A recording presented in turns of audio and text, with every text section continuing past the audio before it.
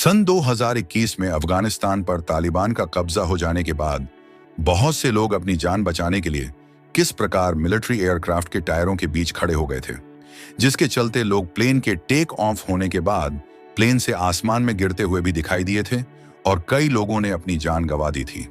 लेकिन क्या आप यकीन कर पाएंगे कि सन 1986 में दो भाई दिल्ली के इंदिरा गांधी इंटरनेशनल एयरपोर्ट से प्लेन के लैंडिंग गियर में छिपकर दिल्ली से लंदन पहुंच गए थे।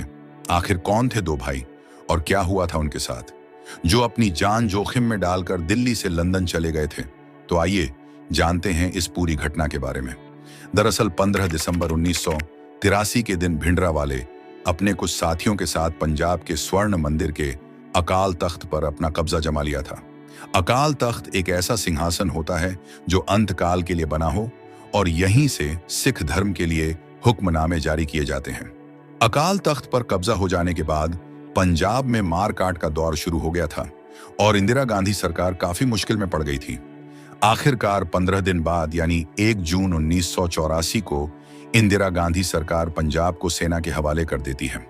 पंजाब का सेना के कंट्रोल में आने के बाद भिंडरावाले को स्वर्ण मंदिर से बाहर निकालने के लिए ऑपरेशन ब्लू स्टार की शुरुआत की जाती है, जिसके चलते 5 जून 1984 को शाम के 7 बजे सेना अपनी कार्यवाही शुरू कर देती है।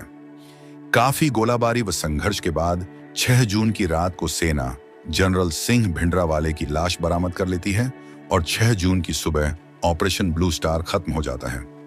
ऑपरेशन ब्लू स्टार के दौरान कुल 83 सैनिक मारे जाते हैं, जिसमें 3 सेना अधिकारी होते हैं और 248 घायल भी होते हैं। इसके अलावा आतंकवादियों सहित लगभग 492 लोग भी मारे जाते हैं। इस ऑपरेशन के बाद भारतीय सेना और पंजाब सरकार के अधिकारी आतंकवादियों को बड़े पैमाने पर खोजना शुरू कर देते हैं। सेना और सरकार को जिस किसी पर भी शक होता था उसे गिरफ्तार करके काफी पूछताछ की जाती थी और यह सिलसिला ऐसे ही कई सालों तक लगातार चलता रहता है। सन 1995 से पहले पंजाब में खालिस्तानी आतंकवादियों का बहुत ही खौफ चल रहा था, लेकिन सन 1995 आते आते सुरक्षा बलों ने लगभग यहां सभी आतंकवादियों को या तो मार दिया था या फिर देश छोड़ने पर मजबूर कर दिया था, जिसके चलते शक होने पर पूरे पंजाब में रोजाना कई गिरफ्तारियां होती थी। लोगों को उनके घरों से जबरन उठा लिया जाता था और कई दिनों तक कड़ी पूछताछ की जाती थी। इसी दौरान पंजाब के जिला होशियारपुर के गांव बसियाला में 2 भाई प्रदीप सैनी और विजय सैनी अपने परिवार के साथ रहते थे। प्रदीप सैनी की उम्र 23 साल थी जबकि विजय सैनी की उम्र 19 साल थी।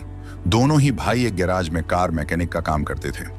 इसी दौरान इन दोनों भाइयों पर भी पंजाब पुलिस को खालिस्तानियों की मदद करने का शक हो जाता है, जिसके चलते पंजाब पुलिस इन दोनों भाइयों को गिरफ्तार करके कई दिनों तक कड़ी पूछताछ करती है।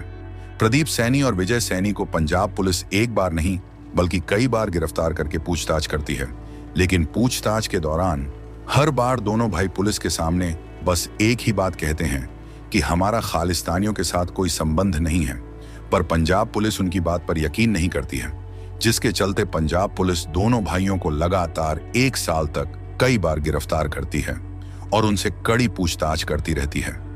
लेकिन बार बार की गिरफ्तारी और पूछताछ से दोनों भाई इतने ज्यादा परेशान हो जाते हैं कि पंजाब ही नहीं बल्कि देश को ही छोड़ने का फैसला कर लेते हैं।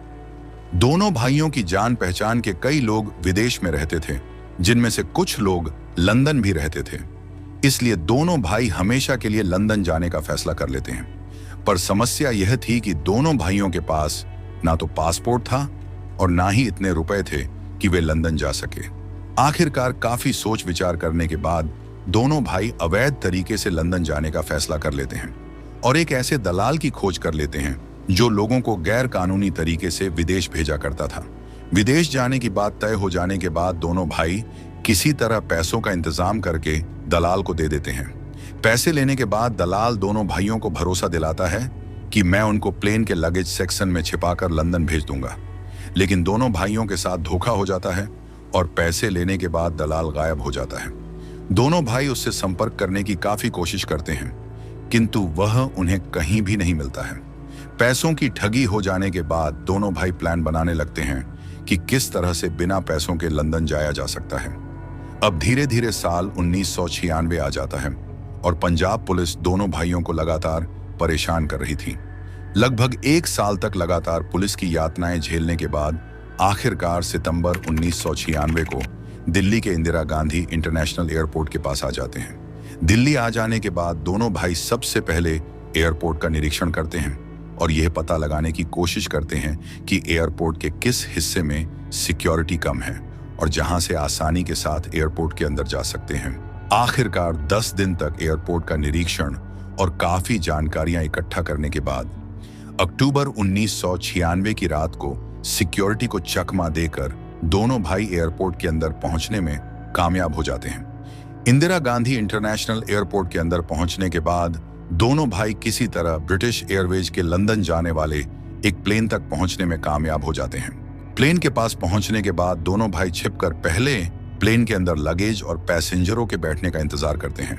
प्लेन के अंदर सभी पैसेंजरों के बैठ जाने और सभी का सामान रखे जाने के बाद जैसे ही प्लेन उड़ने के लिए तैयार होता है, वैसे ही दोनों भाई लैंडिंग गियर के पास खाली पड़ी जगह पर जाकर छिप जाते हैं, क्योंकि दोनों भाई पहले ही इस बात को जान चुके थे कि लैंडिंग गियर बंद होने के बाद भी उसमें इतनी जगह बच जाती है जिसमें एक व्यक्ति आसानी से बैठ सकता है, और दोनों भाई अलग अलग लैंडिंग गियर में बैठ जाते हैं। इस प्लेन को दिल्ली से उड़ान भरकर 10 घंटे का सफर तय करके लंदन के हेथ्रो एयरपोर्ट पर उतरना था, और तब तक दोनों भाइयों को ऐसे ही प्लेन के लैंडिंग गियर में बैठना था। जिस समय दोनों भाई प्लेन के लैंडिंग गियर में बैठे थे तो उन्होंने नॉर्मल कपड़े पहने हुए थे। उनके पास जैकेट या स्वेटर भी नहीं था, और प्लेन को 40,000 फीट की ऊंचाई तथा -60 डिग्री तापमान पर तेज गति से उड़ान भरनी थी। लेकिन जैसे ही प्लेन टेक ऑफ करने के लिए उड़ान भरता है तो प्लेन के इंजन से इतना ज्यादा शोर होने लगता है कि दोनों भाइयों के कान के पर्दे ही फटने लगते हैं। दोनों मन ही मन सोचने लगते हैं कि अब उनकी मौत होना लगभग तय है। आखिरकार 6,693 किलोमीटर यानी 10 घंटे का लंबा सफर तय करके प्लेन लंदन के हेथ्रो एयरपोर्ट पर उतर जाता है। प्लेन के लंदन हेथ्रो एयरपोर्ट पर उतर जाने के बाद सबसे पहले लगेज स्टाफ सामान उतारने के लिए प्लेन के पास पहुंचता है। लगेज स्टाफ जैसे ही प्लेन के लैंडिंग गियर के पास जाता है तो उन्हें किसी व्यक्ति के कराहने की आवाज सुनाई देती है। आवाज सुनकर जब एयरपोर्ट स्टाफ के कर्मचारी जैसे ही प्लेन के लैंडिंग गियर के अंदर जाकर देखते हैं तो उसमें प्रदीप सैनी अधमरी हालत में कराह रहा है। प्लेन के लैंडिंग गियर में प्रदीप सैनी को पड़ा देखकर एयरपोर्ट सिक्योरिटी के कर्मचारी सबसे पहले प्रदीप सैनी को अधमरी हालत में अस्पताल पहुंचा देते हैं। चूंकि प्रदीप सैनी अस्पताल ले जाते समय ही पूरी तरह से बेहोश हो गया था, जिस कारण उससे तो पूछताछ नहीं की जा सकती थी। इसलिए एयरपोर्ट सिक्योरिटी इस बात की जांच करने में जुट जाती है कि यह व्यक्ति प्लेन के लैंडिंग गियर में कैसे और कब घुस गया था। आखिरकार 4 दिन बाद प्रदीप सैनी को होश आ जाता है। होश में आने के बाद प्रदीप सैनी सबसे पहले डॉक्टर से अपने भाई विजय सैनी के बारे में पूछता है कि मेरा भाई कहाँ पर है। प्रदीप डॉक्टरों को बताता है कि मेरा भाई प्रदीप भी मेरे साथ ही प्लेन के लैंडिंग गियर में बैठा था। प्रदीप सैनी की यह बात सुनकर डॉक्टर हैरान रह जाते हैं, क्योंकि उन्हें इस बारे में कोई जानकारी नहीं थी। पुलिस को जब यह बात पता चलती है कि प्रदीप सैनी के साथ उसका भाई विजय सैनी भी प्लेन के लैंडिंग गियर में बैठा था, तो वे उसको ढूंढना शुरू कर देते हैं। तभी पुलिस के पास लंदन हिथ्रो एयरपोर्ट के क्षेत्र रिचमोंड इलाके से एक फोन आता है और एक व्यक्ति की लाश मिलने की सूचना मिलती है। एक व्यक्ति के लाश की सूचना मिलने के बाद पुलिस उस व्यक्ति की फोटो अपने पास मंगा लेती है, और जैसे ही यह फोटो प्रदीप सैनी को दिखाई जाती है तो वह तुरंत इस फोटो को पहचान लेता है और पुलिस को बताता है कि यह फोटो किसी और की नहीं बल्कि मेरे भाई विजय सैनी की है। अपने भाई को खो देने का प्रदीप सैनी को बहुत अफसोस होता है। दूसरी ओर डॉक्टर इस बात से बड़े ही आश्चर्यचकित थे कि कोई व्यक्ति 40,000 फीट की ऊंचाई पर -60 डिग्री के तापमान को कैसे झेल सकता है, और इस बात को जानने के लिए रिसर्च करते हैं। इसके बाद डॉक्टरों की टीम सबसे पहले विजय सैनी की पोस्टमार्टम रिपोर्ट मंगाकर उसकी जांच शुरू करती है। तो पोस्टमार्टम रिपोर्ट से पता चलता है कि विजय सैनी की मौत प्लेन के उड़ान भरने के कुछ देर बाद ही हो गई थी। अब डॉक्टरों की टीम यह पता लगाने की कोशिश करती है कि जब विजय सैनी की मौत प्लेन के उड़ान भरने के कुछ देर बाद ही हो गई थी, तो फिर प्रदीप सैनी -60 डिग्री तापमान को 10 घंटे तक कैसे सहन कर सकता है। जांच करने के बाद डॉक्टर के विशेषज्ञों की टीम पुलिस को बताती है कि माइनस तापमान में प्रदीप सैनी हाइबरनेशन यानी शीत निद्रा में चला गया था। मतलब जब तापमान घटने लगा और हवाएं तेज होने लगी थीं, तब ऑक्सीजन ना मिलने की वजह से प्रदीप सैनी के शरीर ने अपने आसपास हो रही घटनाओं पर रिएक्ट करना ही बंद कर दिया था, जिसके चलते वह हाइबरनेशन यानी शीत निद्रा में चला गया था। डॉक्टर यह भी बताते हैं कि अगर प्रदीप शीत निद्रा में नहीं जाता तो इंजन के शोर से उसके भाई की तरह ही उसके दिमाग की भी नसें फट जाती और वो भी अपने भाई की तरह मर जाता। खैर, प्रदीप सैनी की जान तो बच जाती है, पर वह अपने छोटे भाई विजय सैनी को खो देता है, जिसका उसे बहुत अफसोस होता है। लेकिन इस हादसे की वजह से प्रदीप की परेशानियां और बढ़ जाती हैं। जहां एक तरफ उसे अपने भाई को खोने का गम था, तो वहीं दूसरी ओर ब्रिटिश सरकार उसे भारत भेजने की तैयारी करने लगती है और गैर कानूनी तरीके से लंदन आने पर उस पर मुकदमा चलाया जाता है।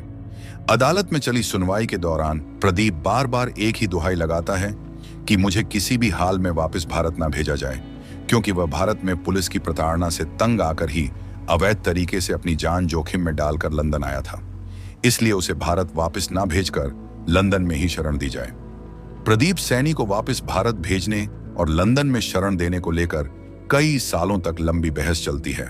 आखिरकार 2014 को कोर्ट अपना अंतिम फैसला सुनाते हुए दलील देता है कि प्रदीप सैनी अगर इतना मजबूर ना होता तो शायद वह अपनी जान जोखिम में डालकर लंदन आने की कोशिश कभी ना करता और लंदन में ही रहने की इजाजत दे देता है।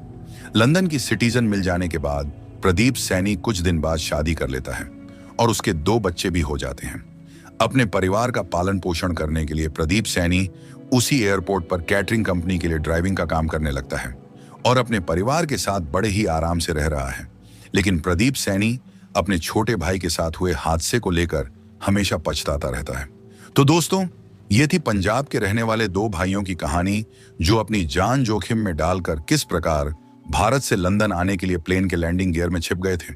दोस्तों, आप प्रदीप सैनी के बारे में क्या कहना चाहोगे? कमेंट करके बताएं और वीडियो को लाइक और शेयर करते हुए चैनल को सब्सक्राइब जरूर करें। तो मिलते हैं फिर किसी अगली वीडियो में एक नई कहानी के साथ। तब तक के लिए धन्यवाद।